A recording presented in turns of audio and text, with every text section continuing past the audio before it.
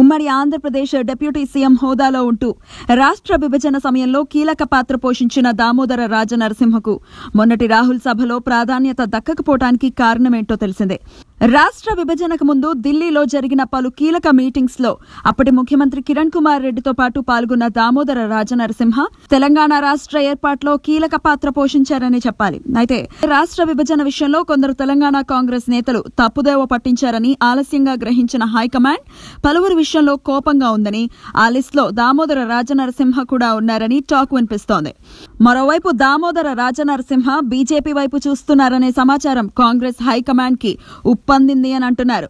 Rahul Sangareddy meeting కి ముందు తెలంగాణలో పర్యటించిన బీజేపీ చీఫ్ అమిత్ షాను రాజనరసింహ రహస్యంగా కలిసేందుకు ప్రయత్నించారని చెప్తున్నారు. అంతేకాదు, అమిత్ షా తెలంగాణ పర్యటనకు రాకముందే రాష్ట్ర బీజేపీ నేతలు దామోదర్ తో చర్చలు జరిపారని, అయితే చర్చల్లో ప్రతిష్టంభన ఏర్పడడంతో భేటీ అసంతృప్తిగా ముగిసిందని, ఇదంతా హైదరాబాద్ లోని ఓ స్టార్ హోటల్ కేంద్రంగా జరిగిందని అంటున్నారు. అయితే అమిత్ షా తెలంగాణ పర్యటన సమయంలోనే దామోదర రాజనరసింహ బీజేపీలో చేరుతారని ప్రచారం జరిగిన చర్చల్లో ప్రతిష్టంభనతో ఆగిపోయిందని, కానీ ఏదో ఒక రోజు ఆ పార్టీలోకి జంప్ చేయటం ఖాయమనే నిర్ణయానికి టీ కాంగ్రెస్ వచ్చిందని, అందుకే రాజనరసింహన్కు ప్రాధాన్యత తగ్గిస్తూ వస్తున్నారనే టాక్ వినిపిస్తోంది. అందులో భాగంగానే దామోదర రాజనరసింహకు రాహుల్ సభలో మాట్లాడే అవకాశం కూడా ఇవ్వలేదనే గుసగుసలు వినిపిస్తున్నాయి.